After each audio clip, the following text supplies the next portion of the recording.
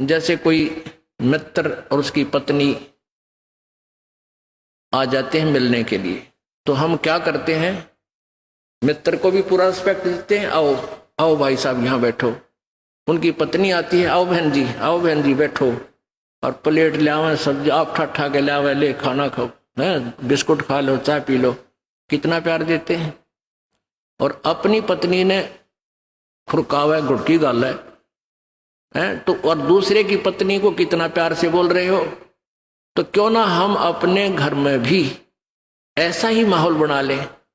अब जैसे घर में कोई नुकसान करके कोई राजी नहीं, कोई नहीं करता, ठीक है, अनजान बालक तो कुछ भी कर दें, ना पत्नी करे नुकसान और ना ही पति कर सकता, ये तो होना हो सब वो हो जाता है। तो हमने अपने से आधे क्लेश को तो हम स्वयं अपने सोच से मिटा सकते हैं, और साथ में भगवान भी रहेगा आपके।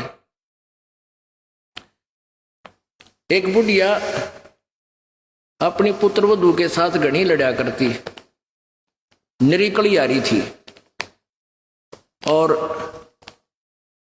उसका पुत्र आज्ञाकारी था।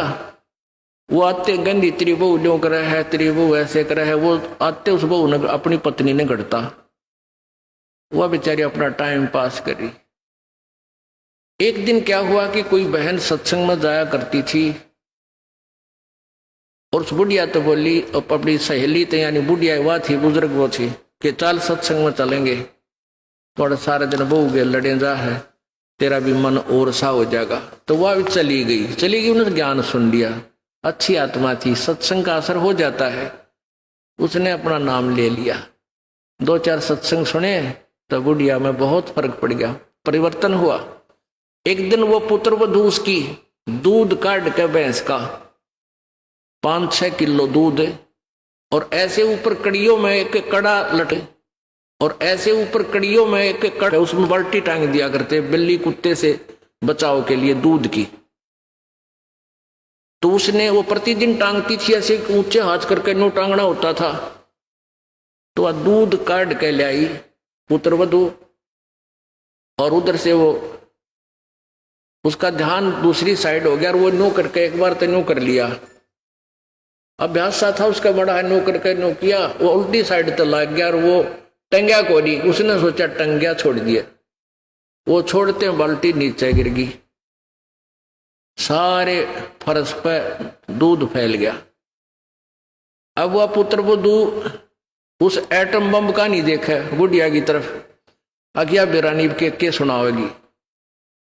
तो अब बुढ़िया बोली, बेटी कोई बात ना, आज ये हमारे भाग में ना था, इसने ठा ले, इसको ऊपर ऊपर से साफ करके और भैंस के चारे में डाल दे, कोई बात ना, ये तो अपने बाग में ना था बेटी।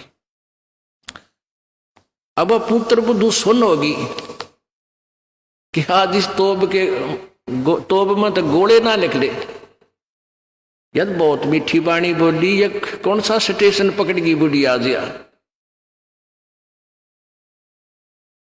तो उसने आके अपनी सास के चरणों में शीश रख दिया, और कहने लगी, माता जी मेरे से भूल से होगी, मैंने जान के नहीं, अब बेटी मुझे पता है, ये तो होना था, दूध तो जाए लिया, ये लड़ाई शेष थी, ना दूध आवे बेटी, चाहे मैं लड़ लूं चाहे ना लड़ लूं।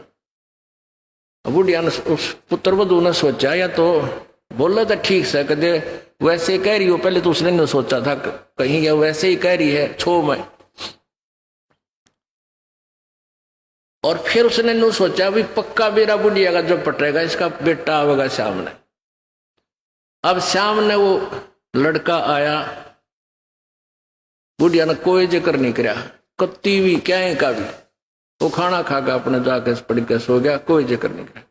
तो बहू का भी असर हो गया, उस बेटी का भी, अपनी माँ के खूब सेवा करे हैं, खूब लत्ते धोए, यानी पहले तो वो अकड़ी रही थी दोनों, दो बुढ़िया सुनावे, बहू ना बोला तो वो काली जरूर मारने थी, पोंगी तेरे पूड़े।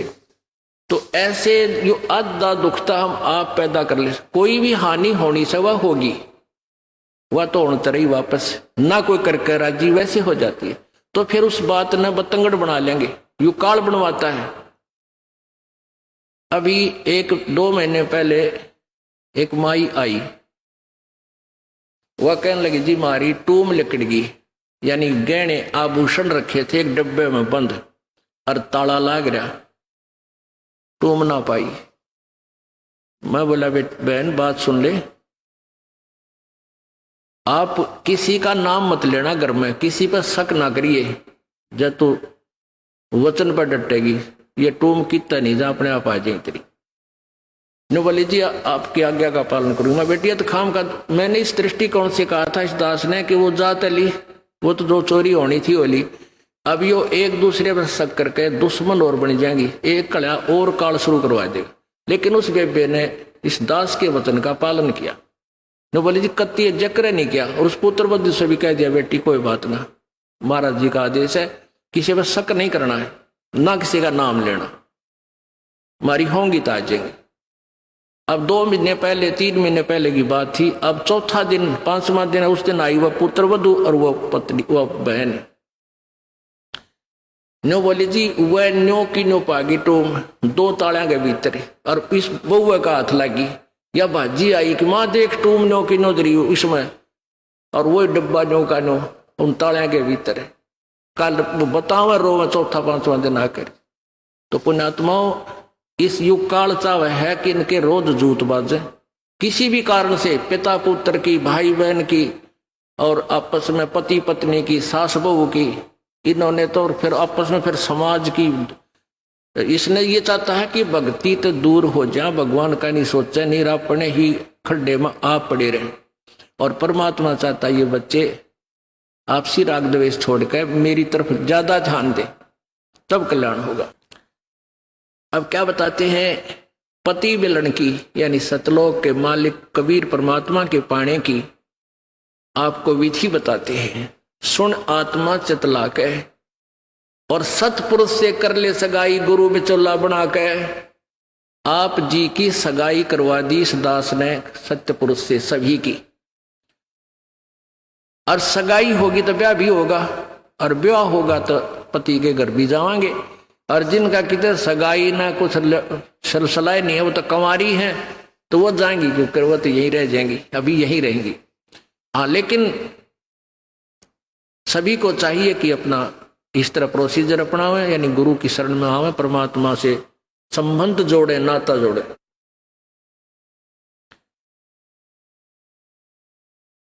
सतपुरुष से कर ले सगाई, गुरु बिचौला बना के। फिर सत्संग बान बैठिए लाडो और दान की मेहंदी रचा के। जैसे बान बिठाया करते हैं, 5-6 दिन बिठाया करते, 6-7 दिन, तो परमात्मा कहते हैं वहां वो तेल चढ़वाता है, वो बान नहीं, इस सत्संग रूपी बान में यहां बान बैठो, यहां आओ, ये राम नाम का तेल चढ़ावांगे आपके, और फिर आपका रंग रूप निकल जाएगा, यानी आपके अंदर परिवर्तन आएगा। तो क्या कहते हैं, सत्संग बान बैठिए लाडो और दान की मेहंदी रचा के। ये लाल हाथ करने से कोई लाभ नहीं है, इन हाथों की मेहंदी दान है। 2 पैसे अपनी कमाई में 10वां अंश गुरु को दीजिए और जीवन जन्म सफल कर लीजिए। और 5 गहने पैर सुहागन, शील, संतोष, विवेक, दया, आधीनी, विनम्रता, और सतनाम की बिंदी लाके, जैसे टिक्की लगाते हैं, कहते हैं तेरा मूल मंत्र ये सतनाम हो, ये सच्चा नाम 2 अक्षर का जिसमें एक ओम और एक तत् है, ये त्रिबिंदी हो, यानी तेरा ये खास सबसे पहले दिखाई दे कि ये सतनाम उपासी है। आत्मा परमात्मा को जब प्यारा लगेगा तो जब स्वीकार करेगा। और फिर क्या कहते हैं, प्रेम की लाली ला के सुरता क्यों ना पति रिझावे है। ये लाल ओठ करने से कोई लाभ नहीं है, ये तो मूर्खा के काम है। पहले कोई भी ऐसी क्रिया अच्छे घरों की बहन बेटियां नहीं करते थे। इस नकली सी सिनेमा ने, इन टेलीविजनों ने ऐसा भट्ठा बैठा दिया कि सबको एक सत्र पर गली में ला खड़ा किया। गांव घर में ब्याह होता है, पहले कंजरी नाचा करती, हिजड़े नाचा करती, ये वैसाएं नाचा करती थी। अब अच्छे घरों की बहू बेटियां सरेआम गली में डांस करती हैं, है, ऐसा बूंदा लाल थोपड़ा करके। तो क्या ये अच्छे कर्म है? ये नहीं करना चाहिए। एक सभ्यता से रहना चाहिए। हमने, हम इंसान है। वो तो एक समाज का जो बिगड़ा हुआ रूप होता था, वो इस तरह की बकवादें किया करते थे। तो ज्ञानहीनता, मर्यादाहीनता, निर्लज्जता इतनी बढ़ गई समाज में, इसको भी अब सेट करना है। तो कहते हैं प्रेम की लाली लाके, प्यार तो बोला सब बान भाइयां थे, सभी भक्तों से, समाज में वो भी कोई बगैर उपदेशी भी रिश्तेदार है, सबसे मृदु भाषा से प्रयोग करे, मीठा बोले, प्यारा बोले, ये तेरी लाली है, ये तेरे होठों की शोभा है। फिर कहते हैं जाप अजप अजप के अपना दहेज बना लिए। ओह, ये भक्ति की कमाई जो श्वास उश्वास से ये अजप्पा जाप कहलाता है। कहते इसका जाप करके तू अपना ये दहेज बना, यानी धन जोड़ ले, जो आगे लेकर जाना है, दहेज जो अपने पति के घर लेके जाना है। पहले एक कुरीति थी कि जो लड़की घना धन लेकर आती थी दहेज का, उसका आदर पूरा परिवार करता था। ऐसे हमारे हम भ्रमित थे, अज्ञानता थी। तो उसी दृष्टिकोण से ये कहा गया है कि जैसे अच्छा ज्यादा दहेज लाने वाली बहु पुत्र वधू अपने ससुराल में आदर सत्कार पाती है, ऐसे ही तू डट के भजन कर, घना दहेज बना ले। सत्य अजप्पा जाप का, अजप्पा जाप जप के अपना दहेज बना लिए, अनहद बाजा बाजन लागे फिर खुशी बना लिए। ओह, जैसे लड़की का पता लग गया कि आज ब्याह है, लड़की की का आज विवाह है। अब कई बच्चे बकाया करें, न्यों कहेंगे ए तेरी बरात आ गई, और फिर न्यों कहे कोई ना आई क्यों राजी हो रही है, यानी उसने खिजाया करते हैं। तो फिर वो लड़की सोच लेती है बांधन दे दे, मौके जाएंगे। तो कहते हैं जब वो बाजा बाजन लाग जा, तब सोच लिए बात लवा लाग ली, कई आगी बरात। तो कहते हैं आप भक्ति जब करोगे तो आपको ऑटोमेटिकली आपके ये ऊपर के, यहां से ऊपर के हिस्से में बहुत सी आवाजें, कई प्रकार की आवाजें आने लग जाएंगी। इसमें जो हमें आवाज सुनती हैं, ये प्राथमिक भक्ति की लक्षण है, अंतिम नहीं है। हाँ, ये भी सुननी चाहिए, सुनेंगी, आपको अवश्य सुनेंगी, ना चाहते हुए भी सुनेंगी। और कभी सुनना चाहो तो कभी 2 4 10 मिनट, कभी कभी डेली नहीं, कभी ऐसे कान बंद करके एकांत स्थान पर सुन लेना, आपको सारा साजबाज अंदर बाजता दिखेगा, जिसकी भक्ति इस लक्षण हो गए। कुछ एक को वैसे भी सुनती है जिनके पूर्व जन्म की भक्तियां होती हैं, और फिर धीरे धीरे उनकी बंद हो जाती हैं, आगे कुछ नहीं सुनती, चाहे वो किसी का नाम जाप ले रखा है। तो वो तो ऐसा सुनना, ये देखना तो ऐसा है जैसे आपने बैंक में कमाई कर रही की और बैंक में पैसे जमा करा दिए, और उस बैंक की कॉपी ने कभी देखना चाहो तो खोल के देख लो। और ये दूसरे जो पंथ बतावे हैं, ये साधना इनकी नाम गलत है, और कहते हैं ध्यान लगाओ, मेडिटेशन करो, कान बंद करके, आंख बंद करके, अंदर आवाज सुनो, शब्द सुनो। ये कोई फायदा नहीं। अब जैसे धंधा करता नहीं, और बैंक में जब पूर्व जन्म की पहले की जो डिपॉजिट है 20-30 हजार, उसने रोज देखे जाने, कहा 20,000 है, और 20,000 में काम तो ना चले, फिर वो निकलवाने भी उसी में तो पड़ेंगे, वो एक दिन जीरो हो जाएंगे। वो तो जैसे आपको ये आभास होंगे किसी भी वस्तु का, जैसे हम हमारी आंखों, आपकी जो भक्ति करते हैं उनकी आंखों के सामने बहुत सी चीजें ऐसे चलती दिखाई देंगी। कभी तो ऐसा आभास होगा जैसे कोई मक्खी आ गई, कोई मच्छर जा रहा है, या कोई ऐसी कोई लाइन सी दिखाई देती है। तो ये आपकी भक्ति की कमाई है, प्रतिफल आपको दिख रहा है। और कई एकादा क्या करे हमारे भक्त, एक बहन भगत भाई आया ने बोला जी मन ने तो आंख दिखा ली, मेरी तो आंखों में डिफेक्ट हो गया। वहां क्या हो गया कि आगे बेरा काला काला दिखे जा, नो देखूं जब भी दिखा, मन तक कई बार डर भी लग जाता है। और डॉक्टर का इसका ऑपरेशन करेंगे, रमा भले आदमी क्यों आंख पड़वावे, ये तेरी भक्ति की कमाई दिखाई दे रही है, तेरी जो बैंक में जमा कराए हैं वो कॉपी में दिखे तेरे को। ये तो भगवान आत्मा ने दिखेंगे बेटा, जिनकी कमाई शुरुआत हो चुकी है। जेता अंजन आजी आंजी ये चश्मों में दिखंत, नो बोला सचमुच में, कहा सचमुच। फिर खुश हो गया, तेरा गजब भैया। तो ये जो सामने दिखाई देते घबराना नहीं। बहुत से भ्रमित हो जाते हैं क्योंकि बार बार ये दास नहीं बता पाता आपको। तो प्रत्येक सत्संग में आओगे तो कभी ना कभी हर पहलू पर विचार विमर्श दिया जाता है। तो घबराना नहीं है। ये आपकी आंखों के सामने कोई वस्तु दिखाई देगी, वो आप ही बताओगे। दास बताओगा तो तुम झूठ भी बोल दोगे। तो वो आपकी जितनी कमाई है वो अपने आप बढ़ती जा रही है, उसका लेवल बता रहा है। तो ऐसे अंदर आवाजें आएंगी, कई प्रकार की आएंगी, और उनमें से एक न्यारी आवाज आएगी, एक मुरली की आवाज आएगी। और वो मुरली, वो आवाज जो है, जो इसमें पिंड में जो आएगी, वो यहीं तक की है, ये महास्वर्ग तक की है। और जो वास्तविक धुन, वास्तविक जो आवाज है, वो इस अंड और पिंड से पार है, वो सतलोक में है। वो वहां जाकर आपको वो बात बाहर सुनाई देगी। यानी इस शरीर से एक जब आत्मा भक्ति से परिपूर्ण हो जाती है तो इस शरीर से बाहर भी हो जाती है।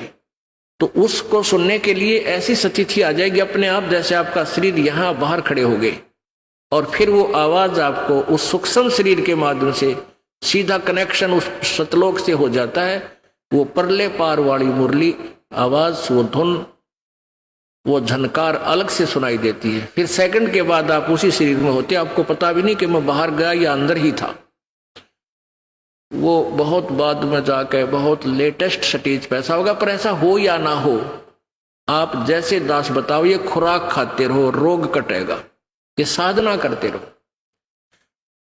तो क्या बताया है, जाप अजप्पा जप के अपना दहेज बना लिए, और ये अनहद बाजा बाजन लागे, फिर खुशी मना लिए। फिर मान लिए खान तेरी भक्ति चल पड़ी, निकट लागली बात आगे लेने, यानी बरात आगी।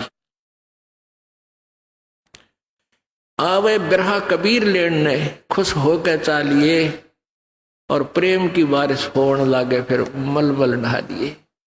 जैसे आपने कल सुना था, बिना प्रेम पावे नहीं चे करोड़ समाधि ला। होय होय।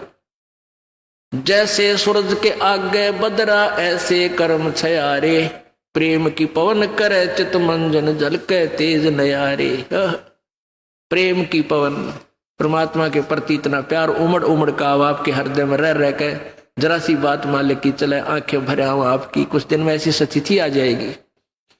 तो ये प्रेम की पवन चलेगी। जैसे सूरज के आगे बादल होते हैं तो सूर्य का प्रकाश निष्क्रिय हो जाता है, और जब हवा तेज चलती है, बादलों को इधर उधर फेंक देती है, तो सूर्य का प्रकाश ज्यों का तो सामने चमक रहा होता है। ऐसे परमात्मा और अपने बीच में, आत्मा के बीच में पाप कर्मों का गरावा यानी बादल छाया हुआ है। इस प्रेम की, यानी सब भक्ति जो क्रिया आपकी होंगी, दान करता आदमी को इतनी खुशी होती है उस दिन, कोई ठिकाना नहीं। और 10 रुपये चोरी कर ले, आत्मा खुश नहीं हो सकती, चाहे 20 लाख चोरी कर ले। और 10 रुपये, 20 रुपये, 1000 रुपये, 2000 रुपये आप दान करने की चेष्टा करते हो, पहले उमंग भर लेती है, और दान करे पाछो तो न्यारी खुशी होती है। तो ये तो क्या बताते हैं, ऐसे जो सब क्रियाएं आपसे कराई जा रही हैं, इनका उद्देश्य है कि आप में इतनी विनम्रता, इतना प्योर हेरिटेड हो जाओ आप कि मालिक के प्रति जरा सी भी चर्चा चले, आँखों में पानी आने लग जा, गदगद हो जा। कहते हैं प्रेम की पवन करे चित मंजन, फिर झलके तेज नयारे। तो यहाँ क्या बताया है कि प्रेम की बारिश होने लगे, फिर मलमल नहा लिए। यानी ये लक्षण बता रहे हैं, एक भक्त में रह रहकर ऐसे लक्षण आ जाएंगे। एक बुढ़ा आवे मेरे पास, नाम ले रखा उन्होंने साल भर से। वो कहता है जी मैं नाम जपन लागू, मैं रोने लग जाऊं, मेरा रोना बंद कर दिया। राम तो रोना शुरू करवावा तो बंद करवाना आवे, ये तेरे भाग जाग रे भले आदमी। नो कहना शर्म आवे, लोग नो कहीं अच्छा आदमी नाम नहीं लागे तो माई लोग की सुनेगा, तुम्हारी सुनेगा, नो बता। तो इसे ओपन कर्मी प्राणी है, बुढ़ा आदमी 65 साल का होगा, भगवान का नाम मिल गया, पिछले संस्कार से ही होता सारा कुछ। और ईब का नाम लेने लग गया, मैं तो रोने लग जाऊं। अरे तेरा जी भगवान ये सब ने दी, रोना हमारे भगता ने, आँखें में पानी आवे, मालिक की चर्चा हो, ना द्वेष हो, ना राग उठे, ना कोई चोरी करने जी करे, ना कोई जारी करने जी करे, ना बुराई मन में आवे, ये ऐसा जो धुन लग जा। फिर कहते हैं सार शब्द का सुरमा गा लिए जब पति न भावे।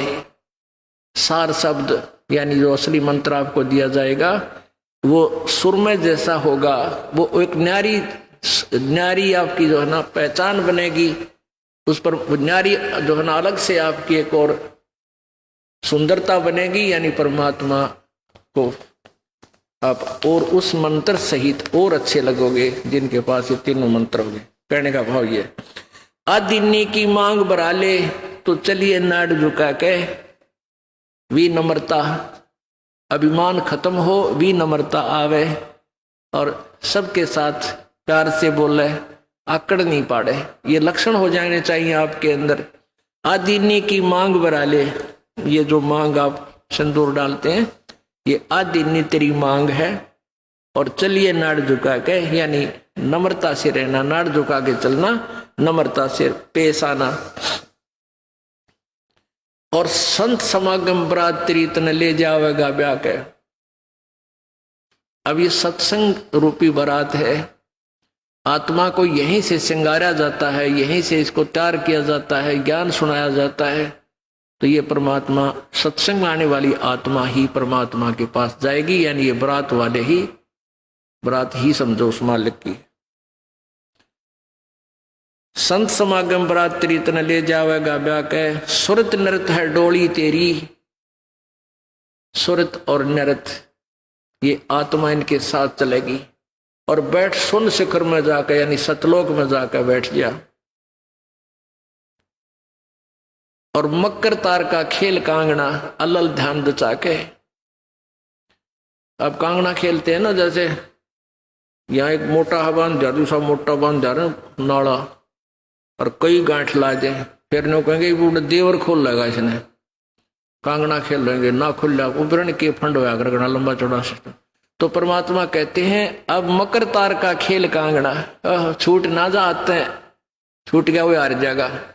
तो उस मकर तार का ऊपर से जब आत्मा यहां से चलेगी, परमात्मा कई तरीके से इसको, कहीं किसी स्थान पर किस तरीके से आपने जाना है, तो आप कभी एक आध बार कभी ध्यान वैसे ही कुदरती लग जाता है, बैठ जाते हैं, कभी आंखें खुली है तो भी बंद हो जाती हैं, और कई बार ऐसा होगा कि एक मकड़ी के तार जैसा आपको लंबा स्ट्रेट, बहुत उसका कोई और छोर आप नहीं देख सकोगे, ऐसा तार सा नजर आएगा, उसको मकर तार कहते हैं। उसके साथ लग के आत्मा जैसे मकड़ी उस तार को पकड़कर ऊपर चढ़ जाती है, ऐसे वो मकर तार का आपको दिखाई देगा जब चलेगी यहां से आत्मा संसार छोड़ के, तो एक मकर तार का मार्ग आपको मिलेगा, उसके साथ चलना, उसको छोड़ना नहीं, तो उधर नहीं जाना, नहीं तो मार खा जाएगी।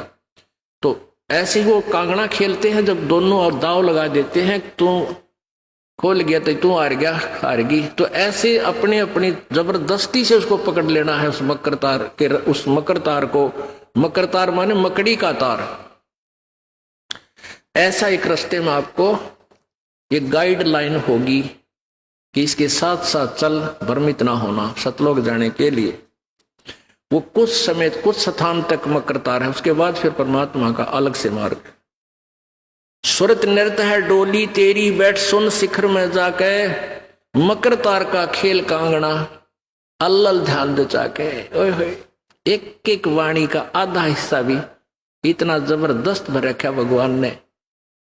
अब अलल पंख, अल्लल ध्यान दचा के, एक अलल पक्षी होता है, उसको अनल भी बोलते। अनल, अनल माने वायु, यानी वो आकाश वायु में ही रहता है, ऊपर नीचे नहीं आता। वो अंडे भी ऊपर ही दे देती है वो अलल पक्षी मादा, और उन अंडों को हवा में छोड़ देती है, और ऐसे स्थान पर अंडे देती है, पैदा करती है कि नीचे केले के बन हो, केले के बन। तो केले कैसे फंसे रहा कर, केले के बना बनो आपस में बहुत लंबे लंबे बढ़ जाते हैं। तो वहां आकाश से वो अलल पक्षी बहुत लंबा चौड़ा होता है, वो कम से कम भी सैकड़ों फुट लंबा और 50 फुट की चौड़ाई होती है। इतने बड़े बड़े पर होते हैं उसके, बहुत जबरदस्त लोहे के तौ की तरह, और पंजे होते हैं जैसे नो चमटिया की तरह, खुर जैसे बहुत जबरदस्त नाकुले, बहुत मजबूत, और 4 पैर होते हैं उसके, पक्षी होता। तो वहां से अंडे छोड़ देती है भगवान हवाला है। अंडे नीचे आते हैं हवा की घर्षण से, वो परवरिश को यानी वो पक जाते हैं, और केले के अच्छे भारा भारा अंडे होते हैं, वो 2-2 दड़ी के, और ऊपर तो 1-1 दड़ी के 5-5 किलो के, और ऊपर तो आते ही वो केलों के पत्तों पर आकर गिरते हैं। उन केलों को तोड़ते हुए सपीटते नीचे आते हैं। तो केलों पर गिरने से, उन केले पर गिरने से, उन पेड़ों पर, तो उसकी स्पीड कम हो जाती है, और तो केले को तोड़ता हुआ वो आसानी से आकर नीचे पड़ता है, और पड़ के फूट जाता है, उसमें से बच्चा निकल जाता है। वो बच्चा वहां फिर उस वन में घूमता है, फिरता है, चारा चरता है, और फिर कुछ दिनों में वो उड़ने लग जाता है, यानी परिपक्व हो जाता है, वो प्रफुल्लित हो जाता है, और वो उड़ उड़ कर देखता है, काफी दूर तक उड़ता है, फिर वापस आ जाता है, 1-2 साल तक वही रहता उस वन में। उन पक्षियों के साथ भी घूमता, अपने मित्रों के साथ जो दूसरे पक्षी होते हैं, अन्य जीव जंतुओं के साथ भी घूमता है, लेकिन उनमें उसकी मित्रता नहीं रहती, क्योंकि उसको पता होता है कि मेरे माता पिता ऊपर हैं, यहां नहीं है। पुण्यात्मा, ये बहुत ही उत्तम ज्ञान है और छुपा हुआ ज्ञान था, ये तत्व ज्ञान है। इसको समझाने के लिए बहुत से उदाहरण आपके समक्ष पेश करने पड़ते हैं, ताकि आत्मा अपने परमात्मा की तरफ आकर्षित हो जाए। आपने कैसे रहना इस संसार में, ये अलल पंखी के अलल पक्षी के बच्चों की तरह।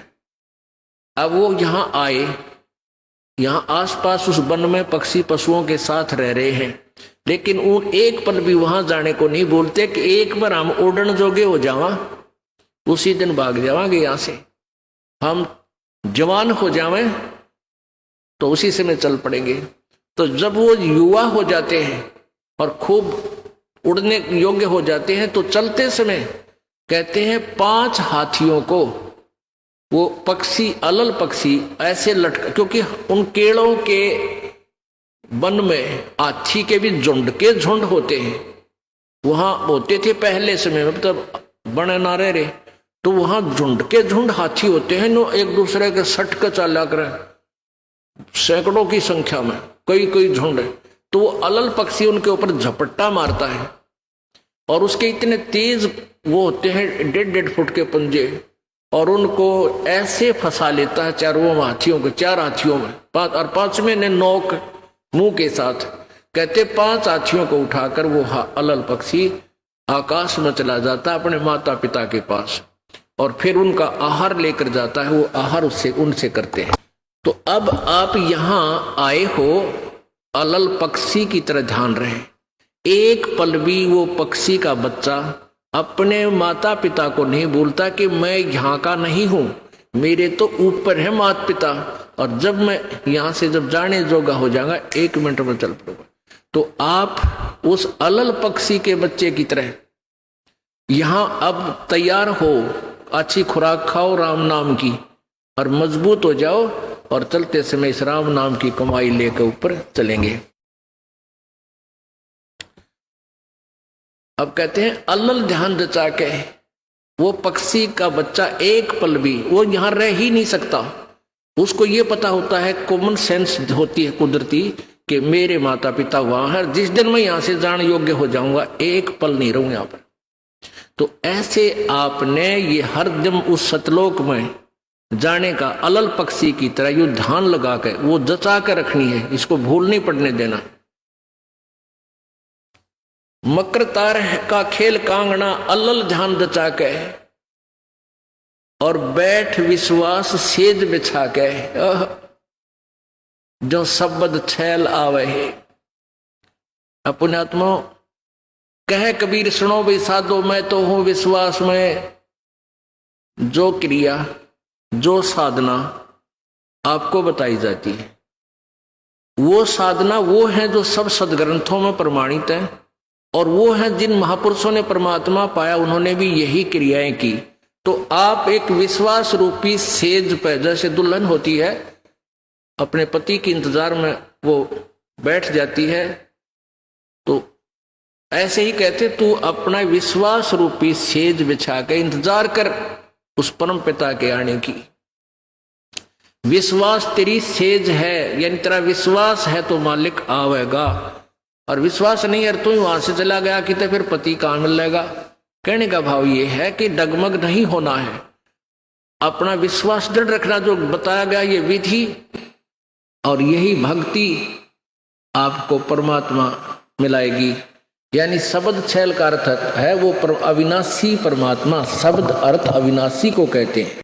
अविनाशी परमेश्वर तेरा पति तुझे वहां लेने आएगा, और इस प्रकार हम परमात्मा पाएंगे। बोलो सतगुरुदेव।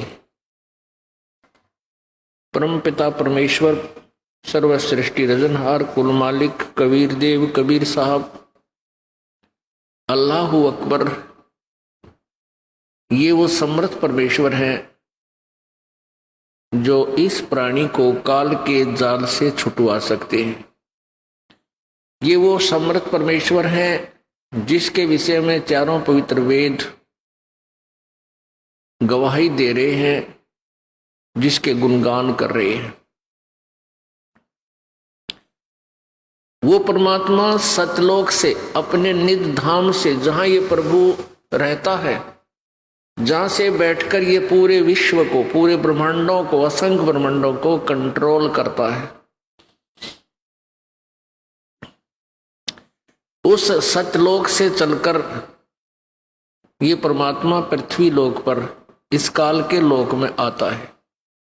अन्य लोकों में, अन्य द्वीपों पर भी ये परमात्मा जाते हैं। ये परमेश्वर चारों युगों में आते हैं। सतयुग में इनका एक नाम सुप्रसिद्ध रहता है, वो सत सुकृत होता है।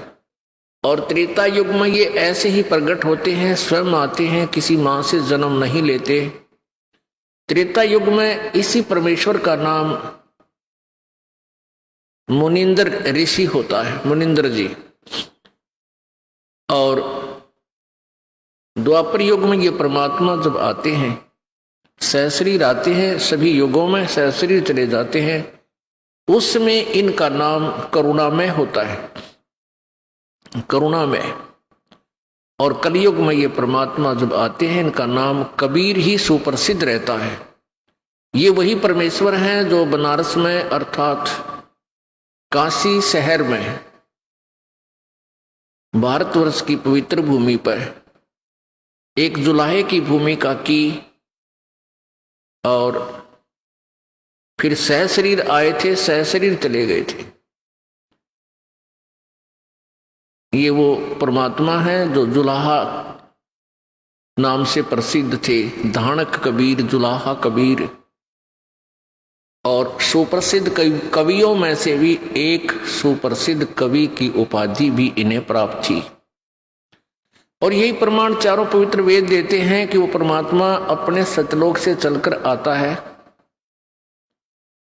और यहां अपनी श्रेष्ठ आत्माओं को मिलता है, प्यारी आत्माओं को, विशेष श्रेष्ठ आत्माओं को, दृढ़ भक्तों को मिलता है, अपने तत्व ज्ञान से परिचित कराता है और वो उनको अपना एक एविडेंट ना रूप में, एक गवाह के रूप में तैयार करता है। फिर वो संत जो परमेश्वर से परिचित हो जाते हैं, परमात्मा का साक्षात्कार कर लेते हैं, अपनी आंखों से उस स्थान को देख लेते हैं जहां परमेश्वर रहते हैं, तो वो संत ढोल के डंके पे उस कबीर परमेश्वर की महिमा का गुणगान करते हैं। उसके विषय में क्या बताते हैं कबीर परमेश्वर जी?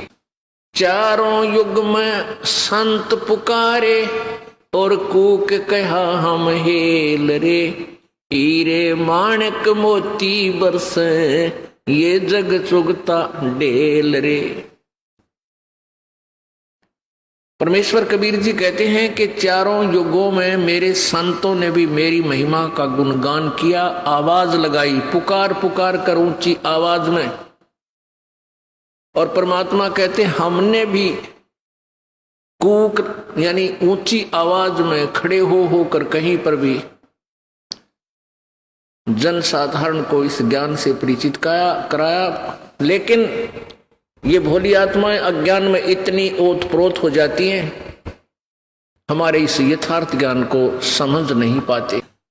चारों युग में संत पुकारे और कूक कहा हम हेल रे, हीरे माणिक मोती बरस ये जग चुगता ढेल रे।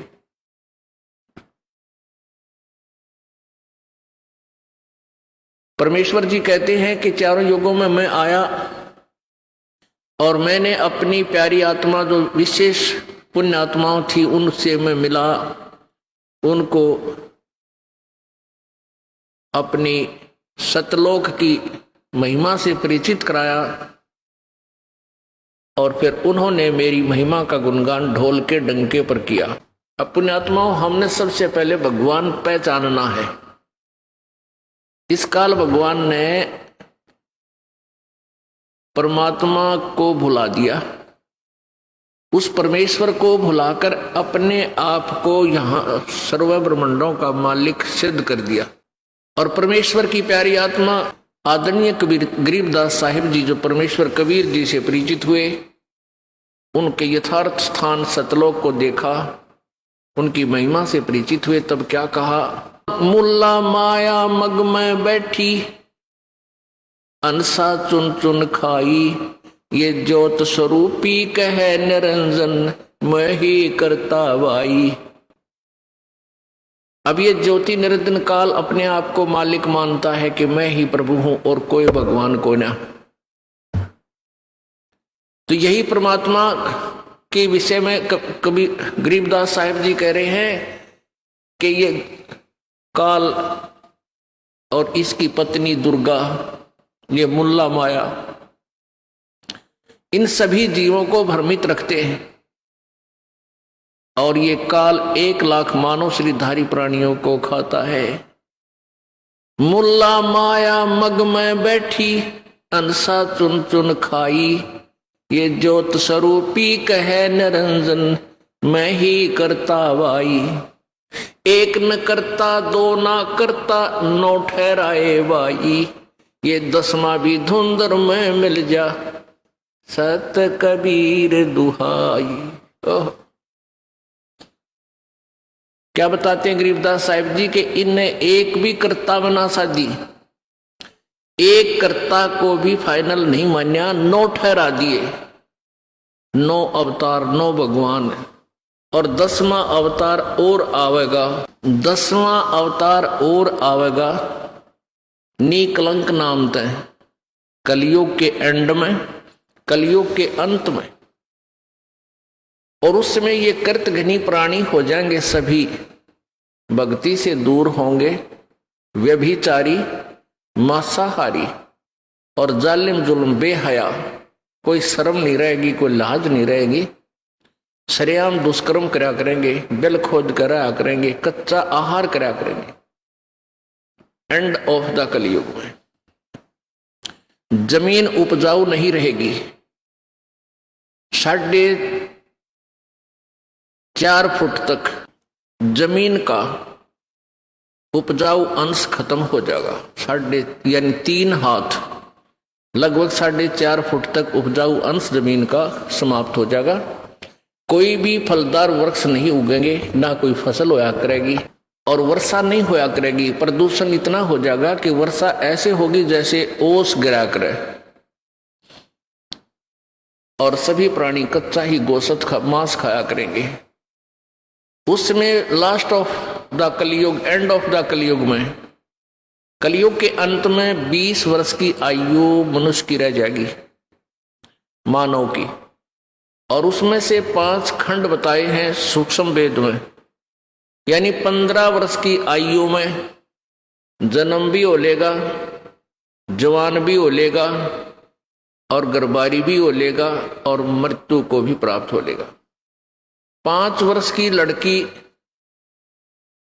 को संतान होनी प्रारंभ हो जाया करेगी और सभी प्राणी बहुत ठगने से हो जाएंगे। 1.5-2 फुट के आसपास इनका कद रह जाओ।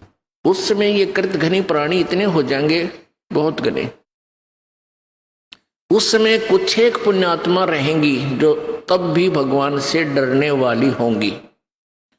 वो होंगे ऐसे ही मांसाहारी भी होंगे, लेकिन जगह भगवान की अवश्य होगी। वो कौन होंगे? जो अब इस कलयुग में, अब ये भगवान का मार्ग हजारों वर्षों तक चलेगा। जो पुण्यात्मा इस मार्ग पर लगेंगी, भक्ति करेंगी और आजीवन मर्यादा में रहे, वो तो सतलोक चले जाएंगे। और जो जिनके पैर फिसल गए, नहीं पार हो पाए, वो फिर ऐसे इस कलयुग में मनुष्य के जन्म प्राप्त करते रहेंगे। इतने दयालु हैं ये परमात्मा। लेकिन मनुष्य जीवन में कौन सा ये प्राणी सुखी होगा? तो उस समय क्या होगा कि निकलंक नाम का एक अवतार आवेगा। वो कौन होगा? राजा हरिश्चंद्र की आत्मा होगी। राजा हरिश्चंद्र जी जो सतयुग में एक महान आत्मा सुप्रसिद्ध हुए, ऐसे दानवीर थे, ऐसे धर्मात्मा थे, ऐसे सत्यवादी थे कि उन्होंने अपने वचन के ऊपर राज त्याग दिया था। अपनी पत्नी को भी बेच दिया, अपने आप को भी बेच दिया, अपने सत्य की रक्षा की। जिस कारण से प्रसन्न होकर के प्रभु ने उसको विष्णु लोक में स्थान दे दिया। अब वो विष्णु लोक में है अपने पूर्व जन्म के पुण्यों के कारण। और जब वहां से इस पुण्यात्मा को 10वां अवतार बनाकर यू काल भेजेगा। यो गीता जी में कहता है कि मैं अपने अंश अवतार रचता हूं और फिर उनमें प्रवेश करके सारा काम करता हूं। इसलिए गीता जी अध्याय नंबर 4 के श्लोक नंबर 5 और 9 में कहा कि अर्जुन, तेरे और मेरे बहुत जन्म हो चुके हैं, तू नहीं जानता, मैं जानता हूं। फिर कहता है 9वें श्लोक में कि मेरे जन्म और कर्म अलौकिक हैं। अब कर्म कैसे अलौकिक हैं? श्री कृष्ण में प्रवेश करके महाभारत करवा दी, युद्ध करवाया। ओहो, परशुराम का जन्म दिया, परशुराम में प्रवेश करके अक्षत्रियों को मार डाला और पाप परशुराम का रख दिए सारे। ऐसे ही राजा हरिश्चंद्र जी को निकलंक नाम से संभल नगरी में विष्णु दत्त शर्मा के घर पे इसका जन्म होगा 10वें अवतार का। 10वां अवतार जो होगा संभल नगरी में, और विष्णु दत्त शर्मा नाम का एक ब्राह्मण होगा, उसके घर पे जन्म होगा। और वो विशेष अलग से ही वैरायटी का बालक होगा। उसका उन अन्य से तगड़ा शरीर होगा, क्योंकि वो स्पेशल भेज रखा होता है तो। और उसकी लंबी तलवार होगी। इन कृतघ्नी प्राणियों को ऐसे काटेगा न जैसे या करेन गेहूं काटा करे, ऐसे काटेगा न बुरी तरह इनको खत्म करेगा। फिर क्या होगा? उन प्राणियों को बख्शा जाएगा जो उस समय भी भगवान से डरने वाले होंगे। इतना प्रदूषण उस समय क्या होगा? फिर परमात्मा अपनी मेहर से, पुण्यात्मा, एक तो परमात्मा ने विधान बना के छोड़ दिया, तो विधान जो भगवान ने बनाया है उसके ऊपर ये साइंटिस्ट अपना अनुभव करके थोड़ी रिसर्च कर लेते हैं और फिर वो भगवान को रिजेक्ट करना प्रारंभ कर देते हैं। ये इनकी महाभूल है। अब पीछे कई वर्षों से रट्टा लगा रखा था कि प्रदूषण इतना बढ़ गया, ग्लेशियन खत्म होगी, बर्फ नहीं पड़ेगी। अरे कई इतनी बर्फ गिर दी बिना गिनती की। वो नो का नो प्रदूषण है, नो का नो सारा सौदा है, डूंडा उठा दिया। तो भगवान की अपनी विटो पावर न्यारी है। तो क्या होगा, कलयुग के एंड में इन सभी को नाश करेगा, ऐसी दुष्ट आत्माओं को काटा जाएगा, खत्म करेगा। उसके बाद जो पुण्य उस समय थोड़ी बहुत आस्था भगवान की जिनमें होगी वो शेष बचेंगे। फिर बहुत जबरदस्त वर्षा होगी और वो पहले वर्षा प्रारंभ होगी बहुत ज्यादा, वो व्यक्ति वहां से खिसक जाएंगे, मैदानी स्थान छोड़कर पहाड़ों पर चले जाएंगे। बहुत सैकड़ों फुट पानी पूरी पृथ्वी पर हो जाएगा और फिर बहुत समय तक ये पानी धीरे धीरे ये जल सूखना शुरू होगा और जो जमीन का अनउपजाऊ अंश था वो जल के कारण ऊपर आ जाएगा और फिर धीरे धीरे वो सूखेगा, सारा पानी जल सूख के फिर उसमें जंगल हो जाएगा, पूरी पृथ्वी पर वन हो जाएगा, पेड़ पौधे बहुत ज्यादा उग जाएंगे और फिर पर्यावरण का परिवर्तन फिर होगा। वन जो है ऑक्सीजन छोड़ते हैं पेड़ और कार्बन डाइऑक्साइड वायु से लेकर के पुनः पूरे वायुमंडल को शुद्ध कर देंगे। फिर उन शेष बचे हुए प्राणियों के घर पर जो बालक होंगे वो उल्टे होंगे। उल्टे कैसे? माता पिता तो 2.5 फुट के और बेटा बेटी हो जाएंगे 4-4, 5-5 फुट के, फिर धीरे धीरे बढ़ना शुरू होगा। तो सतयुग में सैकड़ों फुट हाइट के इंसान हो जाते हैं, सैकड़ों फुट, और लाखों वर्ष की आयु हो जाती, क्योंकि शुद्ध वायु, शुद्ध वातावरण, बीमारी होती नहीं उस समय सतयुग में, बहुत कम। अब हम इस विषय को यहीं क्लोज करते हैं। हमारा प्रसंग चल रहा है कि मुल्ला माया मग में बैठी हंसा चुन चुन खाई, यो ज्योत स्वरूपी कहे निरंजन मैं ही करता बाई। एक न करता दो ना करता नौ ठहराए बाई, 10वां भी धुंधर में मिल जा सत्य कबीर दुहाई। अब वो 10वां अवतार पुण्यात्मा राजा हरिश्चंद्र जी निकलंक नाम से प्रकट हुए, जन्म लेंगे मां से, और फिर वो इतने पाप के भागी हो जाएंगे, अरबों खरबों प्राणियों को मार के जी मनुष्यों को वो उसके बैड अकाउंट में लिख देगा काल, और फिर उसको इन पापों के कारण नरक में ठोका जाएगा। ये काल ऐसे धोखा देता है सबको। ये चतुर्भुजी भगवान कहावे, हर हट डोर बंदे सब आवे। ये कोटिक करता फिरता देखा, हर हट डोर कहूं सुन लेखा। ये करोड़ों करता जो बने फिरे थे, कहते हमने 84 लाख में 84 लाख योनियों में भटकते देखे। ब्रह्मा विष्णु महेश ये वो पुण्यात्मा है जो कभी परमेश्वर कबीर जी की शरण में रहे हैं और ये पार नहीं हो सके, ये काल का हाथ लाग गए, और काल भगवान ने इनको अपने पुत्रों के रूप में जन्म देकर इन यहाँ का इंचार्ज बना दिया। पुण्य इन्हीं का है, इनसे एक्स्ट्रा फिर तप करवाता है, इनमें बैटरी चार्ज कर लेता है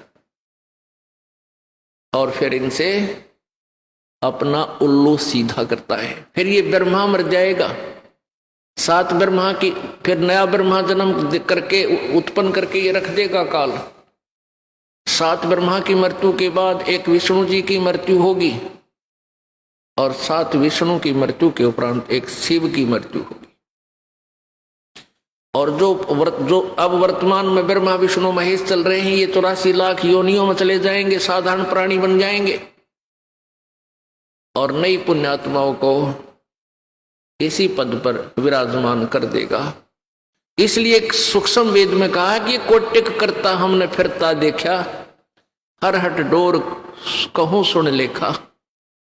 हर हट डोर कहते चतुर्भुजी भगवान कहावे, ये हर हट डोर बंधे सब आवे। ये अरहट का कुआ लोई, यागल बंध्या है सब कोई। कीड़ी कुंजर और अवतारा, हर हट डोर बंधे कई बारा। हर हट डोर किसे कहते हैं? पहले पुराने समय में सिंचाई का साधन, किसानों के पास एक कुआं होता था, कच्चा कुआं खोदते थे, बहुत गहरा होता था। उस कुएं के ऊपर एक पक्का स्ट्रक्चर बनाते थे दूरी से, और उसके बीच में एक पुली लगाते थे, एक पुली, और उसके ऊपर एक चैन डाल देते थे जो नीचे जल तक जाती थी। उस चैन की चौड़ाई लगभग 1 फुट होती थी। उस चैन के ऊपर, उस बेल्ट के ऊपर बाल्टियां फिक्स कर देते थे, बाल्टियां, और उन वो बाल्टियां नीचे से फिर उस पुली को घुमाया जाता था बैलों के द्वारा, जैसे कोल्हू चलाया जाता है। वो बाल्टी नीचे से पानी भरकर आती थी, ऊपर खाली हो जाती थी, वो जल खेतों में चला जाता था। वो खाली बाल्टी फिर नीचे जाती थी, नीचे से भरकर आती थी, फिर खाली हो जाती थी, फिर जाती थी, फिर खाली हो जाती थी। इसको अरहट का कुआं बोलते हैं। आपको उसका एक चित्र दिखाते हैं, क्योंकि वर्तमान के बच्चों ने अरहट नहीं देखे, हमने देखे। हमारे समय हम बालक थे तब तक कहीं ना कहीं इनकी थोड़ी सी नामो निशान, कहीं कहीं इधर जहाँ नहर का व्यवस्था नहीं थी सिंचाई की, वहां ये देखने को मिलते थे। अब तो इनका नामो निशान ही मिट गया। ये देखिएगा, ये अरहट का कुआं लोई, ये देखिएगा अरहट, रहट, देसी भाषा में रहट कहा करते हैं, वैसे हरहट भी बोलते हैं।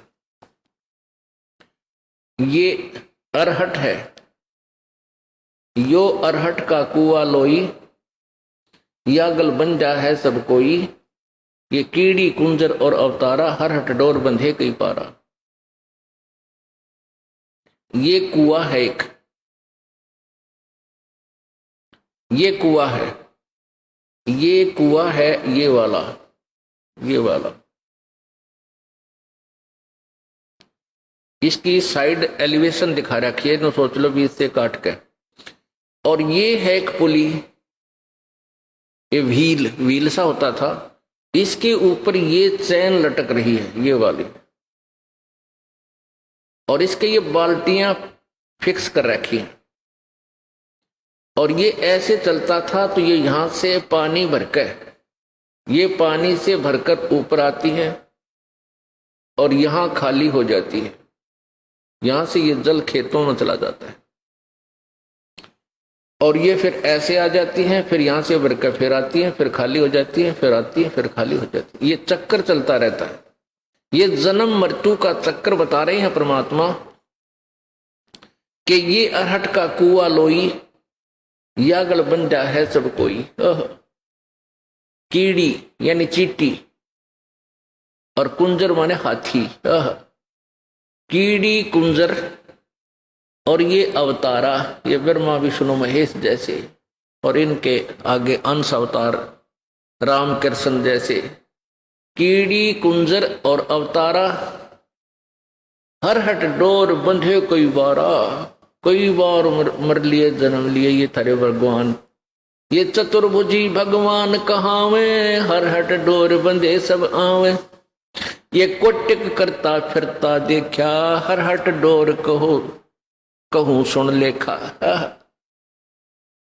अब यह फिर समस्या आ जाती है कि ब्रह्मा विष्णु महेश भी मरते हैं। ओहो पुण्यात्माओं, परमात्मा कबीर जी और तथा उनसे परिचित महापुरुषों ने पहले ही ये ज्ञान ठोक कर कहा है, लेकिन उनकी उस अमृतवाणी को इन चतुर प्राणियों ने, इन नकली संतों, ऋषियों और महर्षियों और गुरुओं ने, मंडलेश्वरों ने रिजेक्ट करवा रखा था हमारे से, ये कहकर के कबीर अनपढ़ था, अशिक्षित था, और ये सभी संत अशिक्षित हैं, अशिक्षित थे, अक्षर ज्ञान नहीं था, इसलिए ये वेदों और गीता के बारे में, पुराणों के विषय में नहीं जानते। ये झूठ बोलते हैं, ये गलत कहते हैं कि ब्रह्मा विष्णु महेश नासवान है। हाय हाय, तो उस समय तो नकलियों का दाव लग गया। अब सर्व मानव समाज शिक्षित है, वही सदग्रंथ जिनके विषय में परमेश्वर पहले बताया करते थे आज हमारे पास उपलब्ध है, और वो इन्हीं नकलियों द्वारा अनुवादित भी है। चलो संस्कृत में होते तो शायद हमारे ना भी सूतमा हो, ये आप अनुवाद भी करिए, और फिर भी इनकी वो दिन काम ना किया।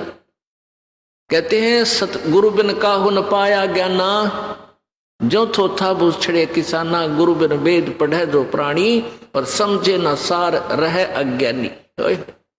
ये सारे अज्ञानी थे जिन्होंने आज तक हमें ये नहीं बताया कि ब्रह्मा विष्णु महेश नासवान है, इनका जन्म मृत्यु होता है, इनके माता पिता भी है। तो ये सारे मंडलेश्वर अज्ञानी थे, यानी पुराण ज्ञानहीन भी थे, वे वेद ज्ञानहीन भी थे, गीता जी ज्ञान भी वो नहीं जानते थे, गीता जी को भी नहीं समझ सके। वो अज्ञानी हमें मूर्ख बना गए। पुण्यात्मा, इस दास को इन सदग्रंथों की, वेदों की, पुराणों की, गीता जी की कोई आवश्यकता नहीं थी। आवश्यकता का तात्पर्य ये नहीं है कि ये रिजेक्टेड है, नहीं, इनमें वर्णित ज्ञान हमारे परमेश्वर ने हमारी सिंपल लैंग्वेज में, साधारण भाषा में लिख रखा था, और जिसका हमें पूर्ण विश्वास था, है और रहेगा कि हमारे परमेश्वर ने और हम उनसे संबंधित जिन संतों ने जो भी बात कही है वह सारी सच्ची है, और वेदों और पुराणों की वाली ही। इनसे जो वेदों और पुराणों में ज्ञान नहीं है वो भी परमेश्वर कबीर जी की वाणी और उनके प्रत्यक्ष दृष्टा संतों की वाणी में उपलब्ध थी।